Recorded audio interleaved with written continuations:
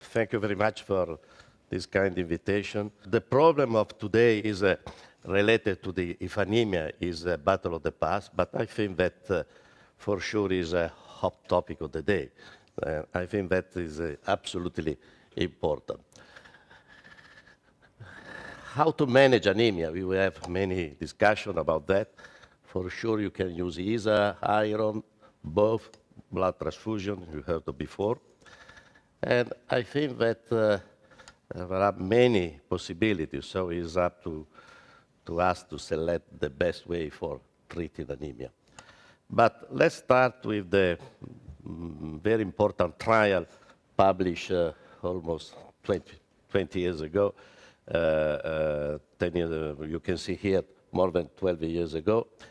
And this is the trial on dialysis patients, and was the first one with the idea of to try to normalize the hemoglobin level, in this case was hematocrit level, versus the partial correction of anemia.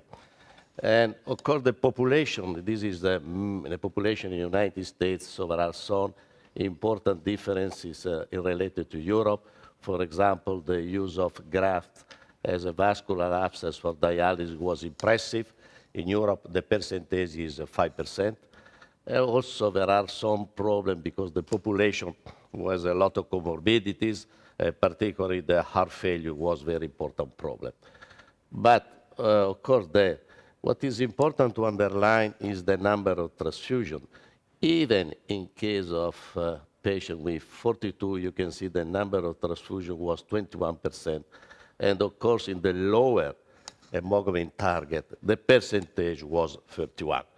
So I think there are, in any case, a very large percentage of patients that receive transfusion, and this is a trial, so you have to take into consideration, is a selected population, selected doctor, selected patient, what do you want? And in any case, you can see here, even if the trial was negative, so there are more comorbidities, more death in patients treated with higher hemoglobin level, for reaching higher hemoglobin level, you can see in any case the patients that were able to reach the target had the lowest mortality in comparison with the other population.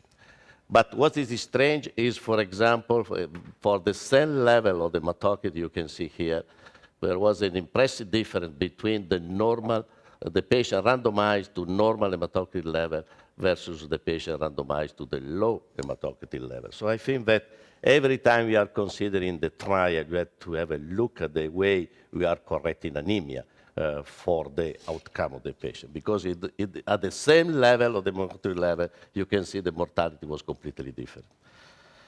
But of course, considering the situation related to dialysis patient, the idea of the nephrology was we have to start earlier in order to reach the best results. And this was the first one. Trial was designed for normalizing the hemoglobin level in the chronic kidney disease patient. And of course, you can see here the inclusion criteria were hemoglobin level between 11 and 10.5, and glomerular filtration rate between 15 and 35. You can see two targets, one 13, 15, and the other one just partial correction anemia, 10.5, 11.5. So-called early intervention versus standard intervention. And I'm very pleased to have in this room Dr. Medugal, Dr. Kayuber is not here, but was part of the group. You can see here the transfusion were, in any case, 8.7% in the higher, also called the early intervention group, and 11%, let me say, in the lower group. So even in patients with relative well-preserved GFR, and of course selected population, you can see the need for transfusion is absolutely important. But there was another, what is important to underline is the level of the hemoglobin in this patient population. Because we are discussing of not treating the patient that is much better than reaching the higher hemoglobin target, You can see this is the target of the experimental group, so this is approximately 13, and this is the target of the control group.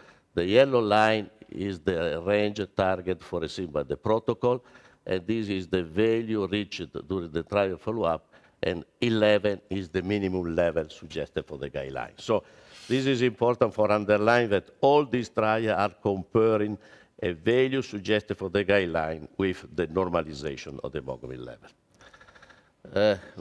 In the same issue of the New England Journal of Medicine was published the QUIET study, and in this situation, comparing a hemoglobin level of 13.5 versus 11.3, there was a 34% increase in the mortality in the higher hemoglobin group. And this was, for sure, for us, very disturbing because everybody was thinking about the possibility of improving the outcomes of our patient, normalizing the hemoglobin level. Unfortunately, there are no data on the transfusion in this trial available, but in any case, you can see again, we are comparing a very high hemoglobin level versus the hemoglobin level foreseen for the guideline. So that is important for considering the need for transfusion of the control group. The control group is exactly the value suggested for the guideline. But you know, this is exactly the value, the minimum level suggested for the guideline. You can see here during the trial follow-up, the hemoglobin level were higher. But again, we have the last trial that is absolutely important for trying to clarify the issue of how to treat our patient with ESAs. You can see here was related, this trial was related to patients with type 2 diabetes and chronic kidney disease, of course. The randomization was 2,000 to hemoglobin target of 13 using darbepoetin for reaching the target. And the control group, the so-called control group, was 2,000 patients. They have to be treated with placebo, with the possibility of rescue treatment in case of hemoglobin level less than 9. So you can see very important difference between the two groups. And again, the study population enrolled in the trial should have an hemoglobin level equal to or less than 11, and a glomerular filtration rate between 20 and 60, and of course, type 2 diabetes. You can see, so the numbers are very important, and this for sure is the best trial that till now has been published in the literature about the treatment with ESA in a chronic kidney disease, even ESA just type 2 diabetes. You can see the follow-up was 29 months, and the total patient here observation was very important. But look at the data. You can see here that the situation is very strange because while the experimental group reached more or less the value that was foreseen by the protocol, 12.5 grams per deciliter of the hemoglobin, you can see the behavior of the control group was very strange, the so-called placebo group, because we started with 10.4, you can see here, and the patient finished with 11.2, with a median value of 10.6. This, of course, is absolutely strange because normally we are expecting that the control group is decreasing the hemoglobin level during the trial follow-up. So the behavior of the placebo group was exactly the opposite. And you remember the patient should have reached an hemoglobin level of 9 before receiving any kind of treatment. And let me say that 36% of the patients received darbepoetin in the control group, but the median value was 0. That means that this patient received, by chance, one dose of darbepoetin because of some intercurrent comorbidities without any need for the treatment. So I think that if you remember, the value suggested for the guidelines was to have at least more than 11. So in any case, also this trial is comparing the higher hemoglobin level with the value suggested for the guidelines.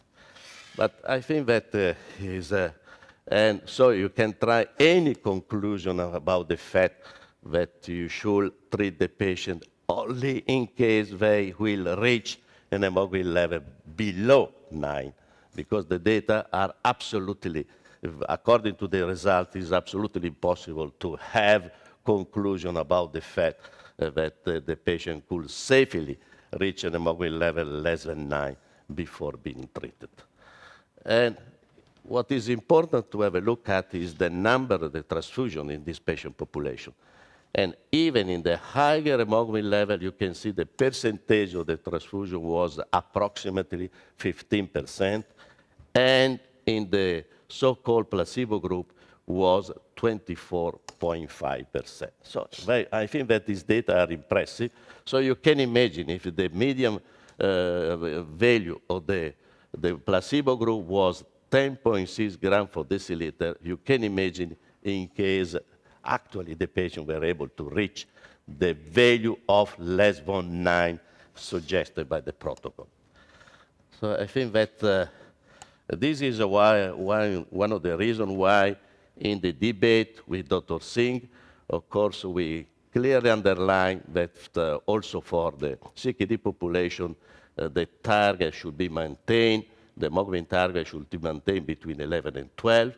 Of course, with some caution in diabetes with CK2 and dialysis and history of stroke of malignancies, because the trial was underlined in secondary analysis a very important risk of strokes in patients with previous history of strokes and, of course, in the patient with malignancy. So some caution in this patient population should be taken into consideration.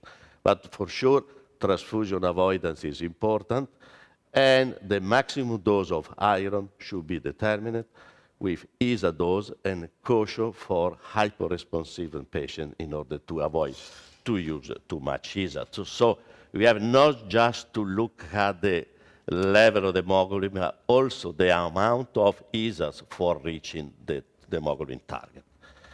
And very recently, we published the position statement of European renal best practice, because we moved from European best practice guideline just to European best practice after the KDIGO, because KDIGO is an international body for organizing the general guideline. So we decided as European to have an European point of view, just giving some statement about the major problems.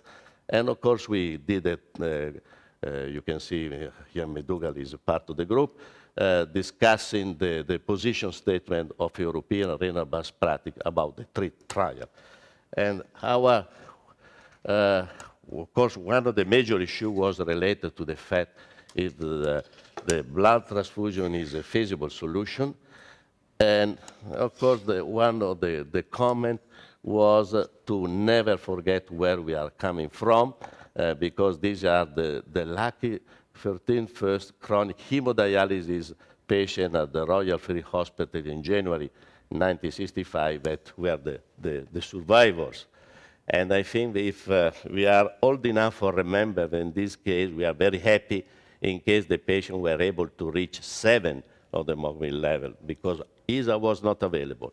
And we have to give the patient transfusion and transfusions, and they are just able to survive without any possibility to take normal everyday clinical activities. But I think that we have already heard many problems related to transfusion risk, and I would like to go back to 1989, when the FDA approved the use of EPO-alpha for the treatment of anemia associated with chronic kidney disease to elevate or to maintain the red blood cell level and to decrease the need for transfusion. I think what the story was already written many years ago, so you should try to avoid the transfusions as much as possible. And for sure, you just to remember the percentage of the transfusion in the trial. So you can imagine, I would like to underline, the trial is a selected population. So even in the selected population, I think that this percentage are very impressive. And also, if you are considering the higher hemoglobin level, there is a risk, but there is clear difference between the two groups. So decreasing further the hemoglobin target, for sure, are increasing the risk of transfusion for our patient population.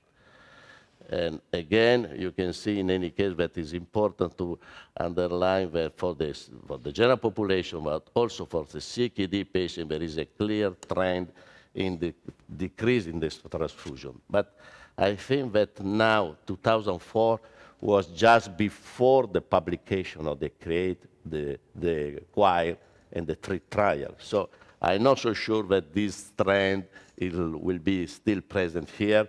So I'm very curious to see the result, because probably there is an increase in the needed transfusion after the publication of this trial.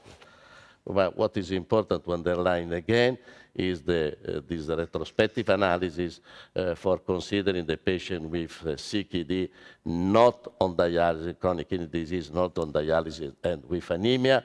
You can see considering altogether the number of the transfusion are important. But what I would like to underline here is that this is the fact in case you have no therapy. You can see the number of the transfusion is important even when the hemoglobin level are not too low.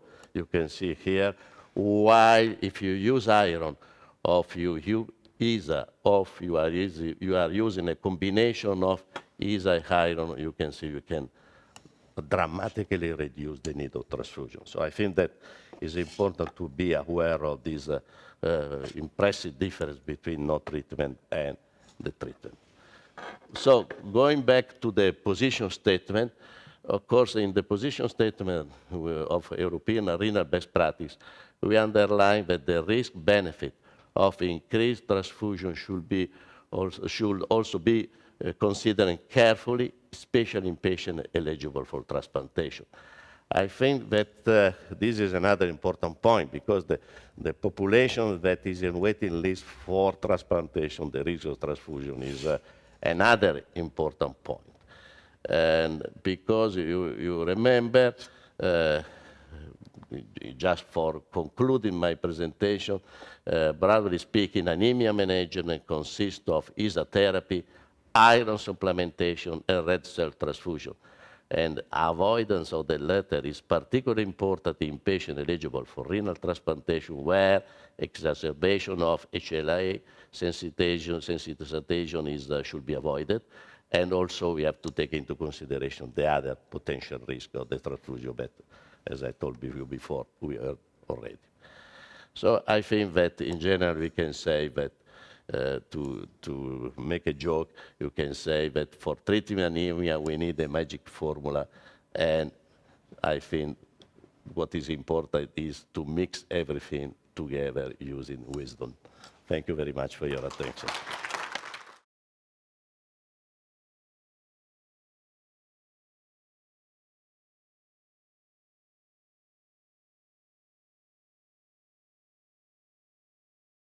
So, dear colleagues, ladies and gentlemen, thank you very much for inviting me to participate to this meeting.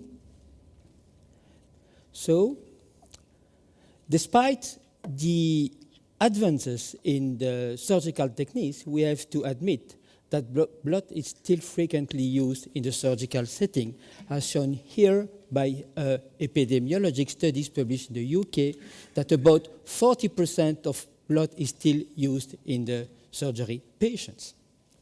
Another important point to take into account is that despite the publication of numerous guidelines, still a high number of patients receive the famous 2 units of blood, which may indicate that there is a empty room for improvement in the context of the surgical blood usage.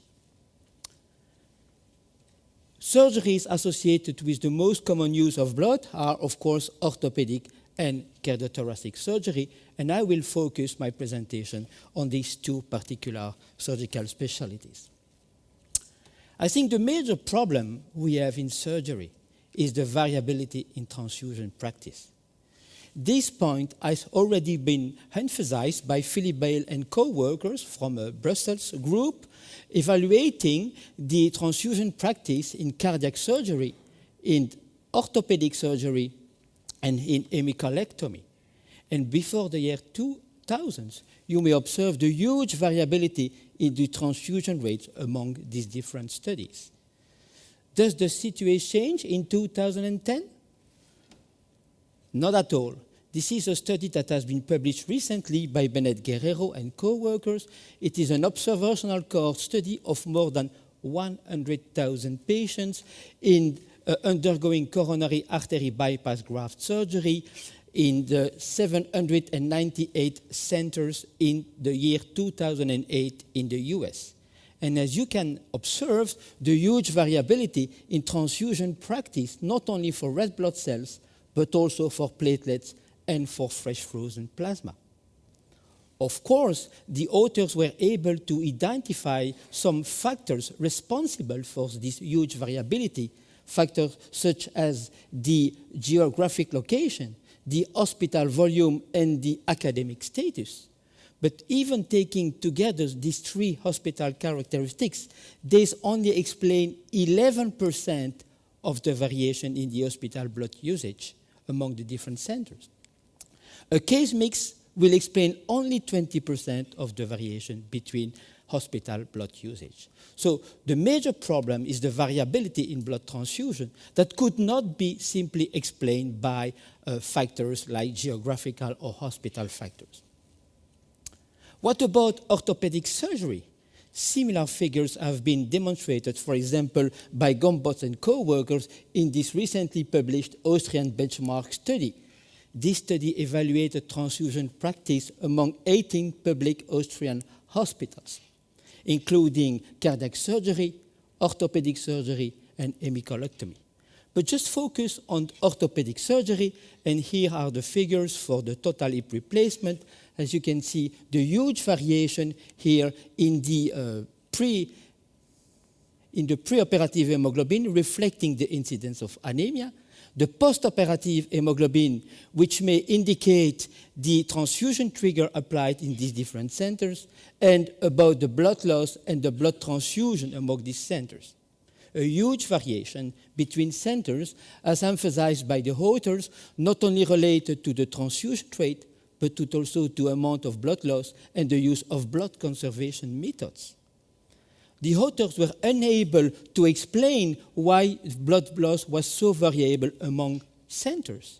Again, the same problem. We have a variability, but we have difficulties to demonstrate why such a big variability. And again, and we know that for many years, the main predictors for allogenic transfusion were the preoperative hemoglobin level, the prevalence of anemia, the postoperative hemoglobin level that may represent the transfusion trigger, and the surgical blood losses. Blood loss are highly variable among centers, but the prevalence of anemia is also highly variable among centers, as emphasized by Arieh Sanders and co-workers recently, indicating that the prevalence of anemia may change from 11% to up to 46%, depending on the study evaluated. So in Belgium, and I'm happy to present you this study. As you know, it's difficult to speak between French and Flemish people in my country, but still we were able to conduct these studies among Flemish and French centers. It's a retrospective chart review of patients, including 23 centers, evaluating the transfusion practice in elective orthopedic surgery in the year 2008. Finally, 2,500 patients were included in the study, and the median number of patients included by centers was 100. As you can see, hemoglobin was determined at least 20 days before the operation in 30% of the patients. However, among 37 of them, hemoglobin was determined less than 7 days preoperatively, indicating that it was not possible to evaluate the incidence of anemia in this particular part of the population. Among the years, we were thought that the population is become aged and aged, which is not reflected by this mean age observed in our population. The distribution of sex was still comparable as those published in other studies. And finally, the number of patients being anemic, defined by a preoperative hemoglobin below 13 grams per deciliter, was 24% in our population. Of note, in this study, patients operated upon surgery in 2008, preoperative iron and erythropoietin was used in less than 0.5% each. This is the distribution of anemia in our population, and as you can see, most of the patients that were anemic, they were moderately anemic, while only small of them have a high degree of anemia. Not surprisingly, preoperative anemia was associated with female sex, elderly age, and revision surgery. Calculated blood loss, if you discuss with surgeons, they will say, why do you try to do something in surgery? My patient is not bleeding anymore. But if you try to calculate the blood loss, taking into account the pre- and the post-operative hemoglobin concentration and the estimated blood loss, in this particular study, patients are still significantly bleeding in this elective surgery, orthopedic surgery. Interestingly, the pre-transfusion hemoglobin was around 8 grams per deciliter, which was a comparable transfusion trigger as observed in many studies, in particular in critically ill patients. Transfusion rate was relatively low, about 17%, but again, 50% of the patients transfused still receive 2 units of blood. Of course, not surprisingly, transfusion occur more frequently among female, elderly, and in patients undergoing revision surgery. And not only anemia, but transfusions were found to be independently associated with a longer hospital stay. As observed by Gombos and co-workers in this Austrian benchmark study, we also observed a big variation among centers according to the mean blood loss, the yellow bars, and the percentage of patients transfused. And as you can see, it's very difficult to find a correlation between the amount of blood loss and the amount of patients transfused. This is the reason why we really need to know and to monitor our individual practice in each of our hospitals, because this variability could not be explained by general markers. We need to measure and then to evaluate our own practice. And that is prone to support an European benchmark study that will include 12 centers from 12 different European countries in order to evaluate our practice and to try to improve this practice among these different centers that we will call centers of excellence. Of course, we know that the predicting factors for perioperative transfusion are the preoperative red blood cell mass, the perioperative blood loss, and the transfusion trigger. What we need to know in each center is the transfusion rate related either to an inadapted transfusion trigger, to an excessive perioperative blood loss, or to a high prevalence of preoperative anemia. That means that to evaluate for each center if the best approach is to adapt the transfusion trigger in a multidisciplinary manner, to use pharmaceutical and non-pharmaceutical approach in order to reduce perioperative blood loss, or to use approaches to reduce the preoperative anemia in order to increase the preoperative red blood cell mass. And when we are able to define the predictive factors in the individual centers, then we have to adapt the strategies according to the surgical procedure and technique, the patient's limitations, our own population limitation, the healthcare environment, and the immediate and the long-term costs. I thank you very much for your attention.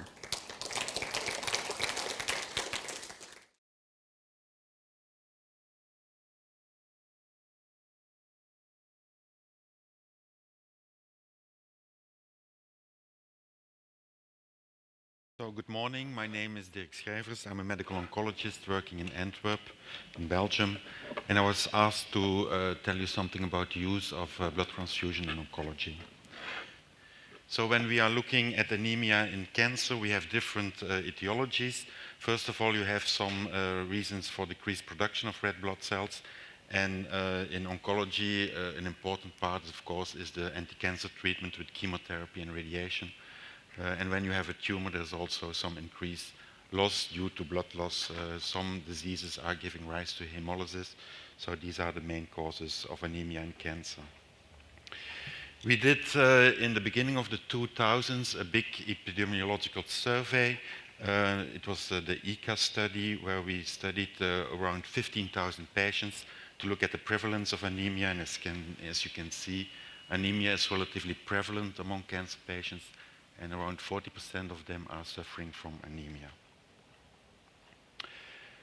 This slide shows the treatment of cancer anemia during this survey. A lot of these patients who were anemic didn't receive any treatment, while around 15% of them were being treated with transfusions. So we give a lot of transfusions in cancer. And this slide shows the trigger of the transfusion rate. And as you can see, you have to have a hemoglobin below 9 grams per deciliter before being transfused in half of the patients. When we are starting ESAs, you can see that it starts much easier than that. We are also transfusing more than one unit, and this is a study from the States where they were looking at the number of transfusions. You can see that the majority of adults is getting 2 transfusions per time, while children are only receiving 1 unit per transfusion time. Why are we looking at anemia in cancer? Because it has important implications. First of all, it influences the quality of life. And as you can see, anemic cancer patients are more fatigued than patients with cancer alone compared to the normal population. So it has a big impact on your quality of life.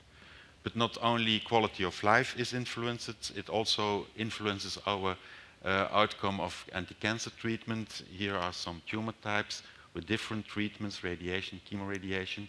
And as you can see, patients with anemia have a worse response rate, but also local regional relapse-free survival and overall survival. So it not only implements your quality of life, but also the outcome of the treatment you are giving. We have some guidelines in oncology. They are not very well known, but as you can see, we advise in 2007 to transfuse patients on indication when they have complaints below hemoglobin level 9.0. These are guidelines by the NCCN. And you see when you have an asymptomatic patient, you can wait until the hemoglobin level is below 7. When you have a symptomatic patient, the hemoglobin level where you are in need of transfusion can drop till 8. And when you have coronary events, the guidelines give you a hemoglobin level of 10 grams per deciliter before you are giving a transfusion. So we are transfusing our patients. But when you are giving a transfusion, you should also be aware that there are some risks. We have procedural errors. They are limited, but they occur. You have the problem of viral and bacterial infections, but nowadays the blood transfusions are relatively safe. You have a direct immune injury, and you also have some immune modulations. And these can have some impact on your cancer treatment outcome.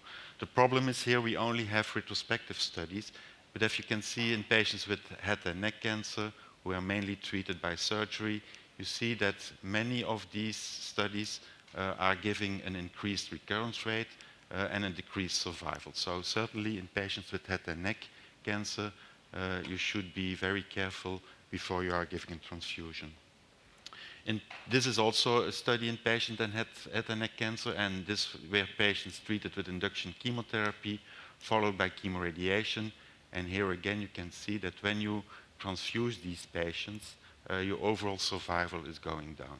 So transfusion may have an impact in these patients on their long-term survival.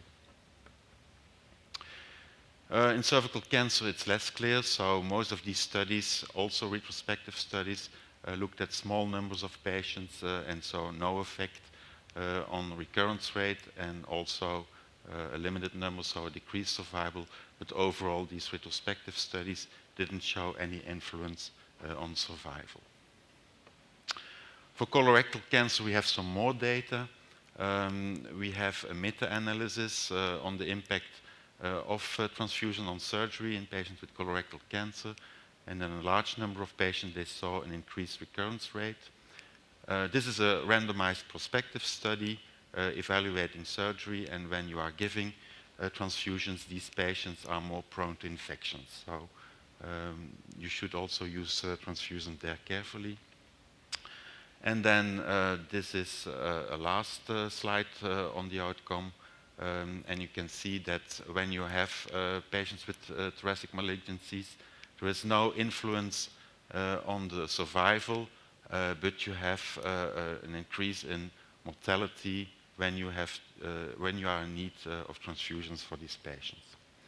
This is a summary slide where you have a combined endpoint, cancer recurrence, death-due cancer recurrence, and overall mortality. You can see when you are transfusing patients with these kinds of tumors, you see an increased mortality or cancer recurrence or death-due cancer recurrence. So there is something that influences the outcome when you are in need of transfusions. Of course, we all talk about cost. I also will show a slide. This is an older slide, and you can see that the cost of transfusion is between $200 and $400.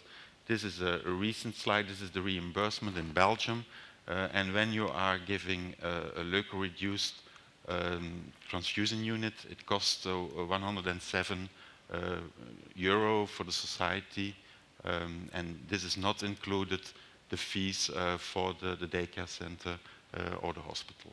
So it's an expensive thing. In conclusion, we see that cancer patients are anemic, a large proportion of them anyhow. We also have demonstrated a correlation between anemia and the treatment outcome. Problem of transfusions is that the impact on cancer recurrence and survival is not clear. As I already told you, these are all retrospective studies, and we are, of course, in need of prospective studies evaluating the effect of transfusion in cancer patients. Thank you for your attention.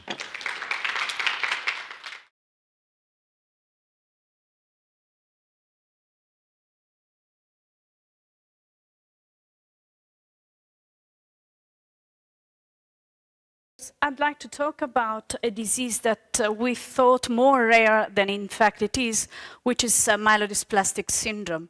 It's a disease that is spread in European countries more or less with the same incidence, but these figures should be in fact a little bit higher due to the fact that myelodysplastic syndromes affect mainly elderly population, and the incidence in elderly population is extremely high. As in Europe, population is increasingly elderly, we will see more and more of myelodysplastic syndromes. And as you see, 80 and older have a very high incidence indeed. Anemia is very frequent in MDS, and MDS, myelodysplastic syndromes, were known as a refractory anemia until a few years ago. Anemia is extremely common, and more than 50% of patients do come and are referred because of anemia and anemia symptoms. And many of patients who present without anemia anyway will develop anemia during the disease. So that very many of the MDS patients will require transfusion during their disease history.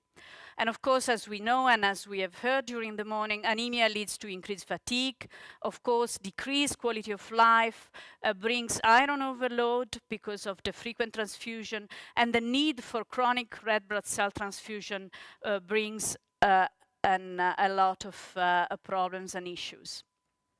In fact, many of MDS patients do require intervention. We cannot just leave them without any intervention, and chronic transfusion or pharmacotherapy are the possible options of therapy, with chronic transfusion still very often used even before trying any ESA or any pharmacotherapy.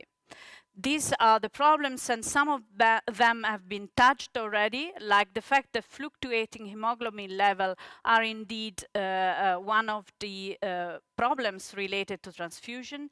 Hemoglobin levels are usually maintained below 10 grams deciliter. At least in Italy, we never target higher levels of hemoglobin because of shortage of blood, but also because there are guidelines indicating that the higher threshold, especially for elderly people, are not normal to normalize hemoglobin level. Then there are all the problems like intolerance reaction and infections. Now, there is another very important problem that in my case with myelodysplastic syndrome is particularly important because it's the quality of life related to the number of transfusions received by these patients. Especially patients receiving chronic red blood transfusion have a quality of life decrease that is correlated directly to the number of transfusion, as well as the increase is related to hemoglobin levels. So the fact by itself to receive transfusion is an important issue for myelodysplastic syndrome patients. As many of you know, we have a prognostic scoring system for myelodysplastic syndromes, which is based on the presence of blast in the bone marrow, on the presence of anomalies of karyotype and the number of cytopenias. This is an old prognostic system that is still anyway very much used to decide the therapy to give to a patient. So we divide MDS syndromes on low and intermediate risk, depending on the score based on these parameters. And low and intermediate one are considered lower risk syndromes, in which the risk to develop acute leukemia is lower and the expectancy of life is longer. Whereas intermediate 2 and high risk MDS patients do develop AML with in a higher proportion of cases, and their expectancy of life is lower than 1 year. But notwithstanding this difference in prognosis, if we look at patients of all risk that do have a transfusion dependency, you see that the fact of receiving transfusion is a negative prognostic factor for survival. So even if you distinguish poor risk patients or intermediate or good risk patients, they all, when become transfusion dependent, have a significantly shorter survival. And this was very well clear for the patient with refractory anemia or refractory anemia with ring sideroblast. So the patient with myelodysplastic syndrome with a longer survival, with the best outcome. This patient, when transfusion independent, had a much longer survival than the patients who were transfusion dependent. And this may be due to several factors. Maybe the severity of disease is different. Maybe the fact that iron overload or infections or other problems related to transfusion really just influence the outcome of these patients. But indeed, the difference is quite evident and significant. This is so important that the group of Pavia published a new score based again on the morphological appearance, this time WHO category of myelodysplastic syndromes, adding again the karyotype divided in the same category as we just saw. And then they added the transfusion requirement. No transfusion requirement be of course, of good prognosis with a score of 0, and the presence of transfusion requirement regular, so with the IWC parameters scoring 1. And this allows a different scoring, prognostic scoring system, which has recently been validated and which is not yet in current use for myelodysplastic syndromes, but really it indicates the fact that the transfusions may be really important in managing this kind of patients. This is one of the problems. Of course, these patients receiving dozens of transfusions do have iron, do develop iron overload. One blood unit contains 200 milligrams iron, and overload can occur as soon as after 20 transfusions. So we have to take care of this very important problem, because it has been shown by, again, the group of Pavia, but also confirmed last year by the Spanish group with an incredibly high number of patients, that if we measure ferritin as a surrogate of iron overload, you see that in low risk patient with only erythroid dysfunction, the level of serum ferritin correlates with survival. And this is true as well, but less significantly, for patients who have the dysplasia which affects mostly other cell lines or all the 3 lineages of hematopoietic cells. So ferritin levels affects survival in MDS patients. And an indirect demonstration of the importance of iron overload in this kind of patient is the fact that if you chelate patients appropriately, as has been shown in this French study, you see that the survival of chelated patients is longer than the survival of patients who are not iron chelated. Now, this is an issue and which is object of a big debate. Northern countries don't think that chelation is so important. In the States, chelation for MDS patient is really not considered an important supportive therapy. Whereas in Italy, probably because we have a long-lasting experience with thalassaemic patient, we think that iron chelation is very important and may be crucial to lower infection rate, raising neutrophil function, beside avoiding organ damage, which in patients with longer survival, like pure erythroid dysplasia, refractory anemia, and refractory anemia with ring sideroblast, can be important, as these patients have at least 10 years survival. Now, we know since a long time, because this study has been achieved in '98, that MDS patients do respond to treatment with high dose of epoetin alpha, and it has been compared to placebo, and indeed you see that refractory anemia patients respond in half of the cases with a raise of hemoglobin.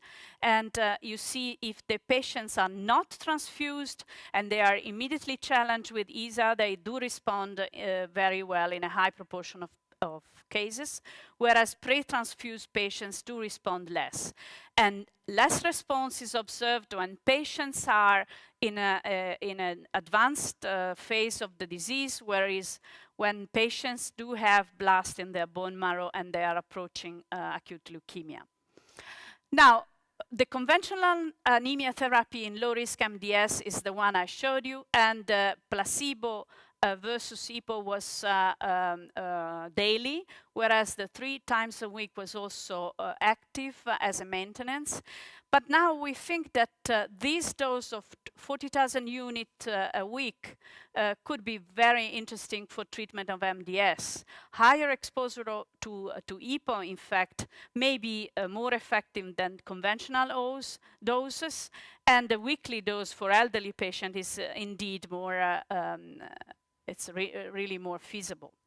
Now, there are a number of Italian studies I cannot present you for the sake of time, but you see that if you have if you treat patients with 40,000 units twice a week, so you load patients with a high dose of EPO, you do obtain indeed very important response. The response is achieved more rapidly and more durably in patients who do not have transfusion dependency and who have not been transfused at all. And you see that if you prolong treatment, you indeed induce more patients to respond with this dose of EPO. Now, who are the patients ideal to be treated with EPO? The Nordic group developed a scoring system in which the patients with higher serum EPO levels, endogenous serum levels, had a low probability of response together with the transfusion need. So if you have a patient who has a higher than 500 units liter EPO and is transfusion dependent, your probability to get a response with EPO is as low as 7%. Whereas if you have a patient in which EPO levels are very low or lower than 500 units liter and there is no transfusion need, of course this patient can have a much higher response to EPO, as high as 74% in the 74% of cases. Now, I learned recently that in renal insufficiency, you do not measure EPO endogenous level. For us, this is a condition sine qua non to start a successful therapy and to avoid unsuccessful treatment. Now, EPO dose is also very important, as I briefly showed you. So we can go from a 30% response to an early 70% response if the dose is appropriately high. So the doses we use are much higher than the dose used in other neoplastic disease, but also much higher than in nephrology, of course. Of course, and we just heard how much is important to keep serum iron at a reasonable level, and in our experience also check B12 and folate levels in this kind of patients. Now, we know that many doubts have been raised for therapy of neoplastic disease and support with ESA. In myelodysplastic syndrome patients, not only is not harmful for developing AML and for progressive disease, but it's important because patients treated with EPO plus G-CSF do show an increased and a prolonged survival. So it's not harmful, but it increases survival. So when we had to update the Italian guidelines for management of MDS, we thought that it was with quite a strong grade of evidence that patients with intermediate 1 and low risk MDS and hemoglobin levels lower than 10 grams deciliter with serum EPO below 500 unit liter should be considered for treatment with ESA. So not wait to have lower level of EPO, but treat immediately because the response is much quicker and has a longer duration if you start with higher levels. And we also came to the conclusion and to the recommendation that fixed more than weight-adjusted dose are more effective in MDS, and this is shown very clearly by a number of papers, and that the length of treatment should be quite long, at least 12 weeks, and possibly, and this is related to our budget problems, more than 20 weeks to achieve a response. Some patients, in fact, do respond quite late. Then again, iron supplementation, we mentioned it because it's important that patients treated with ESA have a transferrin level saturation higher than 20%. And then we should try to reduce the dose to the minimal effective dose to maintain hemoglobin level in between 10 and 12 grams. And with this, I finish. Thank you.